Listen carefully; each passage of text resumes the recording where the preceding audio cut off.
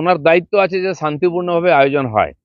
তারা যদি আয়োজনকে শান্তিপূর্ণ করতে না চেয়ে অশান্তি করতে চান, তার দায় কিন্তু পুলিশের থাকবে। পুলিশের ক্ষমতা যোগ্যতা আমরা জানি, তারা অপরাধীদের হাত দিতে পারে না একটা সম্প্রদায়ের হলে। আর হিন্দুদেরকে সহবত শেখায়, সেকুলারিজম শেখায়, এসব কিচ্ছু শেখাবেন না। যুগ যুগ ধরে হিন্দু সেকুলার থাকবে, আর তাদের জন্যই ভারতবর্ষে সেকুলারিজম আছে। সেজন্য তাদেরকে জ্ঞান দিতে যাবেন না, তেলে মাথায় তেল দেবেন না। যারা ডিস্টার্ব করছে তাদেরকে আটকান। মনোজ কুমার ওরাও দলের সঙ্গে সমস্ত রকম সম্পর্ক ছিন্ন করে একটা ফেসবুক পোস্ট করেছিলেন।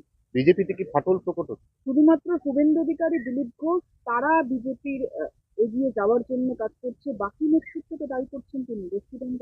আপনার এবং শুভেন্দুদার নাম নিয়ে বলেছে দলকে এগিয়ে নিয়ে যাওয়ার চেষ্টা আপনারা করছেন, বাকিরা দলকে পিছিয়ে নিয়ে যাওয়ার চেষ্টা। ঠিক আছে, যারা নেতা থাকে বা যাদের নেতা বলে স্বীকৃতি দেয় পার্টি, তারা তো সামনে থাকে, কিন্তু তারা নেতা হয় কি করে? মনোজের মতো এরকম যারা নিষ্ঠাবান কর্মী, হাজার হাজার লক্ষ লক্ষ, সবাই তো দেখেন, তারা লড়াই করছেন বলে আমরা নেতা আছি। নেতা পার্টি বানিয়েছে আমাদেরকে। আমি তো নিজেকে কর্মী ভাবি। যদি কোথাও সমস্যা থাকে, আমি জানি ওকে ব্যক্তিগত, খুব পুরনো কর্মী, লড়াকু আছে, তো তার সঙ্গে কথা বলা উচিত যারা দায়িত্বে আছেন। আমি কথা বলতে রাজি আছি, কারণ আমি তাকে হাত ধরে পার্টিতে নিয়ে এসেছি। তার যে অবদান, তার যোগ্যতা নিঃসন্দেহে আছে, আর তার লাভ আমরা পাই। তো সেজন্য তার নিশ্চয়ই সমস্যা হলে ঠিক জায়গায় বলা উচিত। জেলা সভাপতি নির্বাচনের পরেই বিভিন্ন জায়গায় দেখা যাচ্ছে এই ক্ষোভ, এবং মনোজ কুমার ওরাও তারও এই জেলা সভাপতি নির্বাচনের ক্ষেত্রে ক্ষোভ আসছে। স্বাভাবিক, সবার পছন্দ অপছন্দ আছে, সেটা বলার জায়গাও আছে, সেইভাবে বলা উচিত, তার সমাধানও আছে। আর প্রত্যেকের যোগ্যতা অনুযায়ী পার্টিতে জায়গাও আছে, আর সেটা দেওয়া উচিত। আমার মনে হয় পার্টির মধ্যে যে পরিবর্তন শুরু হয়ে গেছে, এটা যখন শেষ হবে এই সমস্যার সমাধান হয়ে যাবে। গতকাল এইখানে এই সময় দাঁড়িয়ে আপনার সাথে কথা হচ্ছিল যে মুসলিমদের বেশি বেনিফিট তারা দিয়েছে।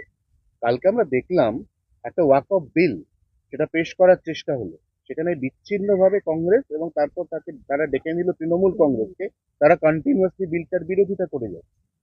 এইটা তো ওদের নীতি। মুসলিম তোষণের যে রাজনীতি একদিন এসছে, তাতে মুসলিমদের লাভ হয়নি। মুসলিম নেতারা আর যে পার্টি এটা নিয়ে করেছে তার নেতাদের লাভ হয়। পশ্চিমবাংলায় ওয়াকফ বোর্ডের 1,48,000-এর বেশি সম্পত্তি আছে অন রেকর্ড। আমি কাগজ দিতে পারি কেউ চাইলে। তাতে বলুন তো কটা গরিব মুসলিমের সুবিধা হয়েছে? অথচ টিএমসি যারা নেতা মন্ত্রী আছে, দেখুন তারা সুবিধা নিয়ে কত বড় হয়ে গেছে। তো গরিব মুসলমানদের নাম করে খেপিয়ে কিছু লোক এই সুবিধাটা নিচ্ছে, কারণ মুসলমানরা চোখ বন্ধ করে টিএমসি কে সাপোর্ট করছে। তাদের কোনো উন্নয়নের স্বাদ না দিয়ে খালি মুসলিম রেখে, ভোটার রেখে রাজনীতি করা হচ্ছে। আজ খবর এসছে, একটি কলেজ, তার নাম করে অনেক লোক স্টাইপেন্ড পাচ্ছে, তারা ওই কলেজের স্টুডেন্টই নয়। এরা এই যে ওয়াকফ বোর্ডের নাম করে যেমন লুট করা হচ্ছে, মুসলিমদের ছাত্রদের স্টাইপেন্ডকে নিয়ে কেন্দ্র সরকারের পাঠানোর টাকা ভাগ হয়ে যাচ্ছে, লুট হয়ে যাচ্ছে। যাদের নাম আছে তারা ছাত্র নয়, তাদের কোনো অস্তিত্ব নাই, একটা বিশেষ শ্রেণী সেই টাকা লুট করছে। ডকুমেন্ট আমাদের কাছে এসছে। এপ্রিলে 16 দিন বন্ধ থাকবে ব্যাংকমুখী হওয়ার আগে জেনে নিন সম্পূর্ণ তথ্য। কম বেশি প্রত্যেকেই ব্যাংকে ছোটেন, নানান সময় নানান দরকারও থাকে ব্যাংকে। সে কারণে ব্যাংকমুখী হওয়ার আগে সম্পূর্ণ তথ্য জেনে নিন কবে কবে বন্ধ থাকছে ব্যাংক। তবে এ মাসে সব মিলিয়ে 16 দিন ব্যাংক বন্ধ থাকবে বলেই খবর। রিজার্ভ ব্যাংকের নিয়ম অনুযায়ী দেশ জুড়ে সমস্ত ব্যাংক বন্ধ থাকে, আর আঞ্চলিক ছুটি ঠিক করে সে রাজ্যের সরকার। তাই এক এক রাজ্যের ছুটি এক এক রকম হয়ে থাকে। এপ্রিলে কোন কোন তারিখে বন্ধ থাকবে ব্যাংক রইল তথ্য। 1 এপ্রিল বার্ষিক অ্যাকাউন্ট ক্লোজিংয়ের কারণে ব্যাংক বন্ধ থাকে, তবে সারা দেশে নয়। 5 এপ্রিল বাবু জগজীবন রামের জন্মদিনে হায়দ্রাবাদ ব্যাংক বন্ধ থাকবে। 6 এপ্রিল সাপ্তাহিক ছুটি গোটা দেশে। 10 এপ্রিল মহাবীর জয়ন্তী, অধিকাংশ রাজ্যে ছুটি। 12 এপ্রিল দ্বিতীয় শনিবার, গোটা দেশে ছুটি। আর 13 এপ্রিল সাপ্তাহিক ছুটি গোটা দেশে। 14 এপ্রিল আম্বেদকর জয়ন্তী, কিছু রাজ্যে ছুটি। 15 এপ্রিল বাংলা নববর্ষ হিমাচল দিবস, সে কারণে কিছু রাজ্যে ব্যাংক ছুটি। 16 এপ্রিল গুয়াহাটির উৎসব রয়েছে।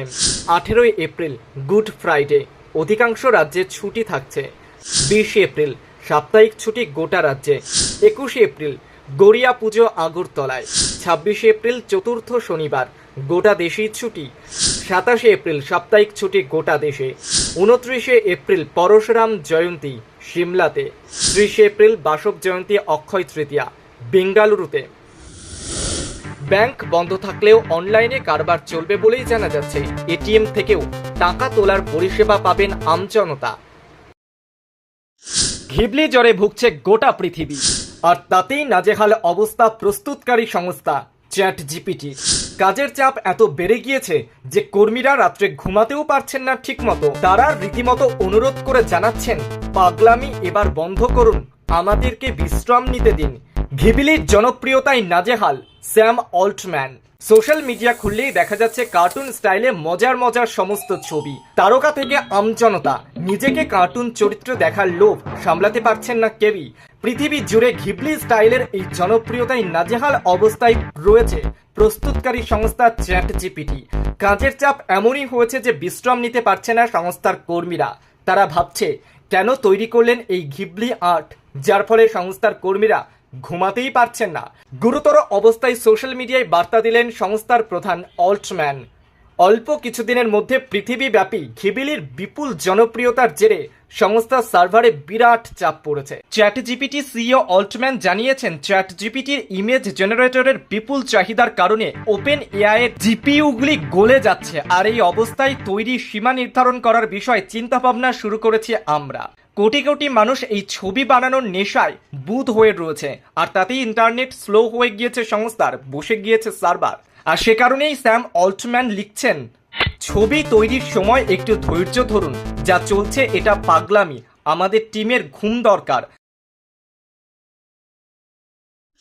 অ্যামাজন ফ্লিপকার্টের গুদামে 15 ঘন্টা তল্লাশি, বাজেয়াপ্ত লক্ষ লক্ষ টাকার নকল সামগ্রী।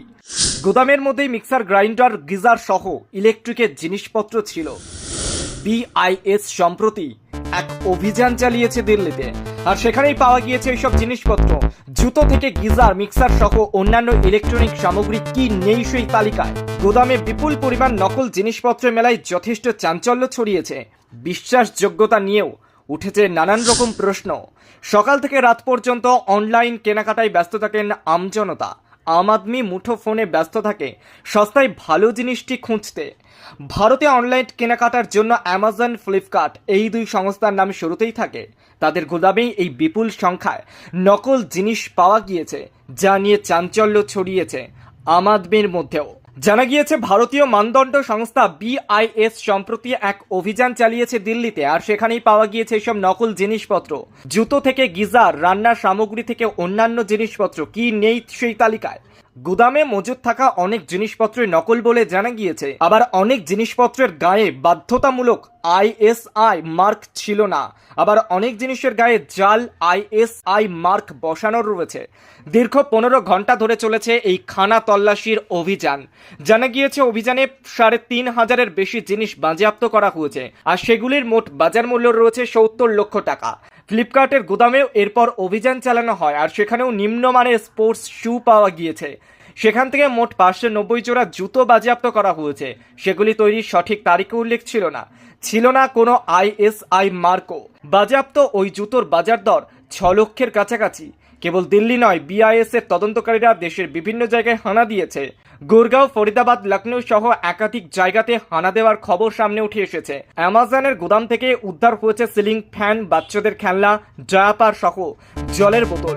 বাজেয়াপ্ত হয়েছে মোট 3,376টি জিনিস, আর ফ্লিপকার্টের গুদাম থেকে উদ্ধার হয়েছে 358টি ডায়াপার। বিআইএস এর তরফে জানানো হয়েছে, যদি কোনো সংস্থা অনুমোদন ছাড়া পণ্য বিক্রি করে তাহলে আইনি ব্যবস্থা নেওয়া হবে। কিন্তু এই বিষয়ে কি বলছে এই দুটি সংস্থা? অ্যামাজনের তরফ থেকে বিবৃতি দেওয়া হয়েছে, সেখানে বলা হচ্ছে এই সংস্থা ভারতে একটি মার্কেট প্লেস পরিচালনা করে। আইন, নিয়মকানুন ও সংস্থার নীতি মেনে চলার দিকেও জোর দেওয়া হয়। কোনো অভিযোগ এলে যথাযথ ব্যবস্থাও করা হয়।